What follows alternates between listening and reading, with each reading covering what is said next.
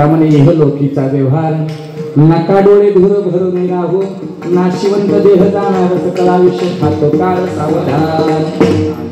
जगामध्ये असं आहे महाराज, दिसतं तसं नसतं म्हणून जग. आता मला सांगा, तुमच्या डोळ्याला ही काय बिल्डिंग आहे का मंदिर आहे? हा मंदिर आहे का? बंगला दिसत नाही गेलं. आता ते पलीकडे समोर बंगला दिसतोय, ती बंगला खरा आहे का खोटा आहे? तुमच्या गावाचा सगळ्यात मोठा बंगला आहे, सांगा खरा आहे का खोटा आहे? मला ऐकायला येत नाही, सांगा. खोटा आहे का? मग माझ्या नावावर करून टाका. आता मला द्यायचं म्हटल्यानंतर खरा आहे म्हणा गेली. खरा हे जर मान्य केलं, खरा हे जर मान्य केलं तर संघ घेऊन जायचं.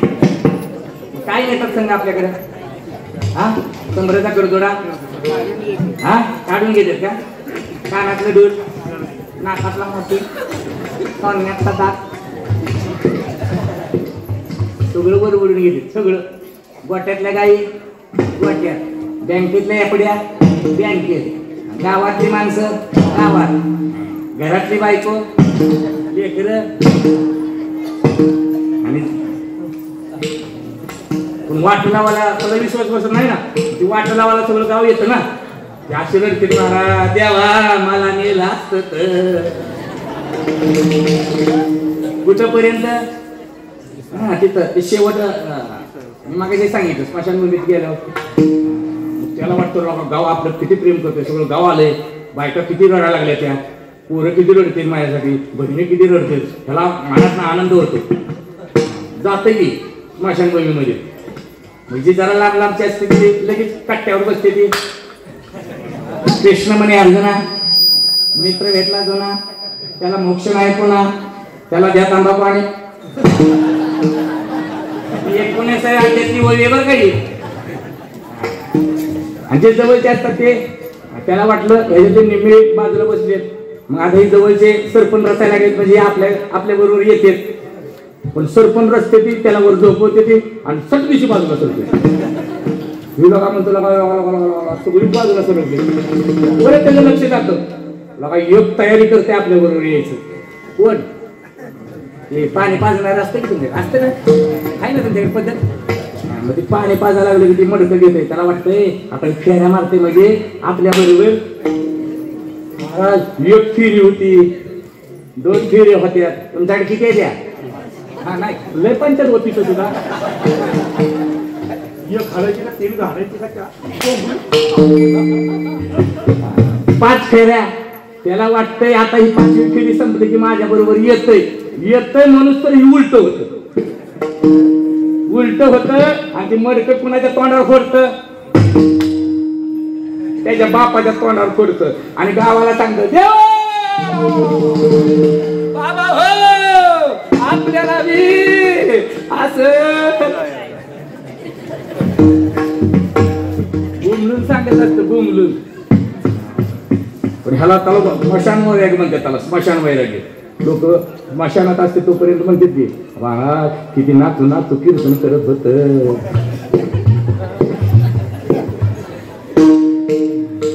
स्मशानात वैराग्य, स्मशानात वैराग्याची कवटी फुटली, आवाज आला, घरी आलं की गावातलं दिवस दिसायला लागले की ही लगेच बदलतं टुनी. शांताबाई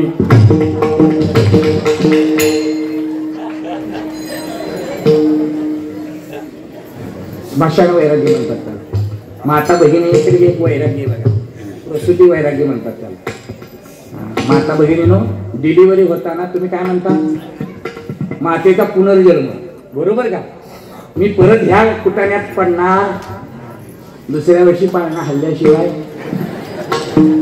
प्रसूती वैराग्य, स्मशान वैराग्य, वैराग्याचे प्रकार आहेत. मी चेष्टा म्हणून नाही सांगत, म्हणून मुद्दा सांगायचा मला. आपल्या बरोबर काय येतं? तुका म्हणे इह लोकीचा सांगत तुम्हासी भजारे विठ्ठला नाही तरी गेला, आली या ओळखा नाही तरी गेला. बाबांनो आपल्या बरोबर काय येणार आहे? फक्त आमच्याकडे ती माणसं मिळाल्यानंतर घालतात बघा पाला, कशाचा? लिंबाचा.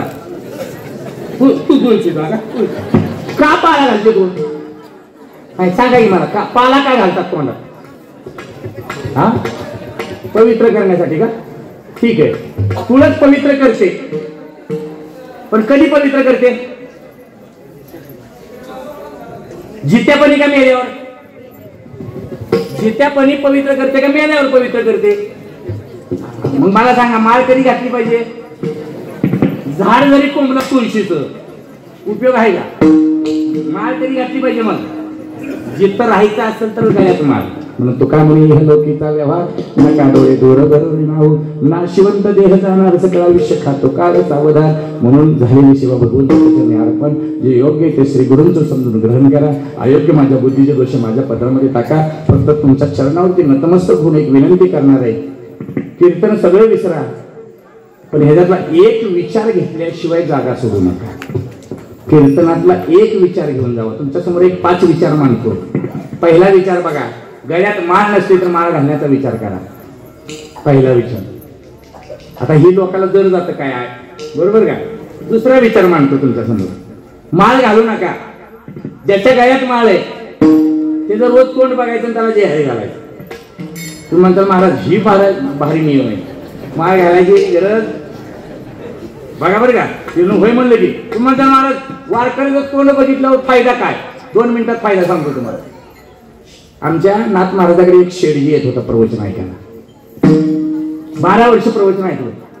1 वर्ष 12 वर्षानंतर ती नाथ महाराजाकडे गेला, नतमस्तक झाला. महाराज मला काय प्रवचन ऐकायला वेळ भेटत नाही, आता माझा व्याप वाढलाय, फक्त मला असा एखादा नियम सांगा जेणेकरून माझा प्रपंच कारणी लागला पाहिजे. आता महाराज म्हणले ह्याला काय सांगावं म्हणले. मग महाराजांनी त्याला एक नियम सांगितला. म्हणले तू वारकरी होऊ नको, वारकऱ्याचं तोंड बघायचं आणि देहरी घालायचं. 1 मिनिटात होय म्हणलं, कारण ह्याच्या घरासमोर एक कुंभार राहत होतो आणि कुंभार होतो मालकी. मग शेठजी काय करायचा, घरातलं सगळं आंघोळ पूजा झाली की जाताना त्या कुंभाराच्या घरी जायचा आणि जय हरी कुंभार दादा. एक दिवशी 12 वर्ष संपले, शेवटचा 1च दिवस राहिला होता त्याला. 12 वर्षाला 1च दिवस राहिला होता. तुमचा 1 महिना राहिला की नाही, 1 वर्ष राहिले की नाही तपाला, माझा 1च दिवस राहिला होता बिचारा. आणि हे गेलं की महाराज नियम पूर्ण करायला. कुणाच्या घरी? कुंभाराला हाक मारले, कुंभार दादा. आतनं बायकोनं आवाज दिला, ओ शेठजी कुंभार दादाची माती संपली, कुंभार दादा शेतात गेले माती आणायला. आता ह्याला वाटलं आपण जर नियम सोडला तर 12 वर्ष पाण्यात, त्यापेक्षा 3 किलोमीटर पळत गेलो कुंभाराच्या मागे. आणि कर्लांगभर अंतरावर कुंभार दिसला त्याला, तिथं उभा आणि त्या कुंभाराला हाक मारले, ओ कुंभार दादा. आता तिकडची पोझिशन ऐका, हे ना हाक मारायला आणि कुंभार काय करत होता, खड्डा खांदताना त्याला एक हांडा सापडला होता. त्याला असा खड्ड्यात हांडा वर काढून असा वर ठेवला होता, त्याला हात टेकले होते, कानावर आवाज पडला. हे कुंभार दादा कोण हाक मारते म्हणून असं हात वर तोंड केलं. वर तोंड केलं की कुणी बघितलं? शेठजीनं बघितलं. शेठजीचा काय नियम होता? तोंड बघायचं आणि तोंड बघितलं की बघितलं आणि परतीचा प्रवास चालू झाला याला. कशाचा? कुणाचा? शेठजीचा. शेठजीचा नियम काय होता?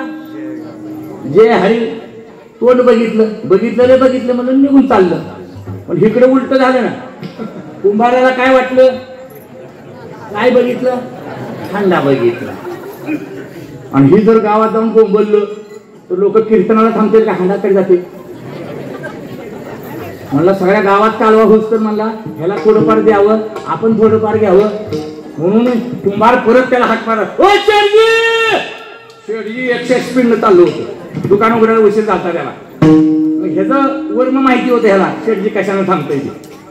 कुंभार लगेच हाक मारले, कुंभार शेठजी 25% देतो.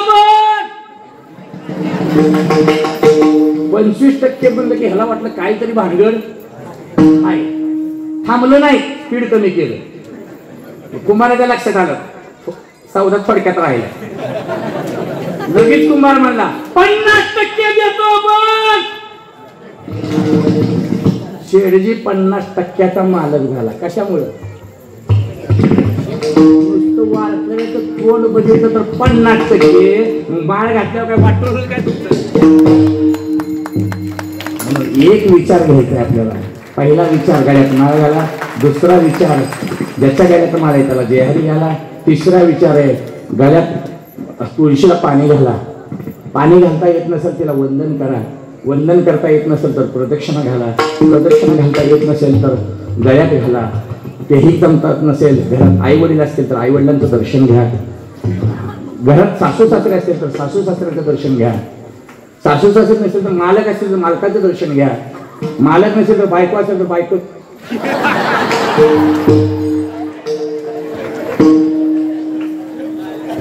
तेही जमत नसेल गो मातेची सेवा करा, तेही जमत नसेल सो मातेची सेवा करा, तेही जमत नसेल आपल्या हातून चांगलं होत नसेल तर करू नका, आपल्या हातून दुसऱ्याचं वाटोळ करण्याचा प्रयत्न करू नका.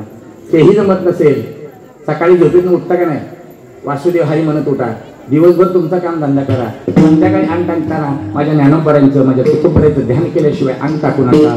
आयुष्यात जर काही कमी पडलं तर माझ्याकडे घेऊन जावा. आणि याच्यातलं काहीच जमत नसेल, ह्याच्यातलं काहीच जमत नसेल तर माझ्या बरोबर चला. 150 फुटाचा रेल्वेचा पूल आहे, पाणी आहे. आता अजून बी काय सांगावं मग तुम्हाला, एवढ्यातला एक विचार घ्या बाबा. क्षणोक्षण हाचे करावा विचार करावा या पार भवसिंधुना शिवंत देह जाणार सकळा विश्व खातो कार सावधान तुकाराम.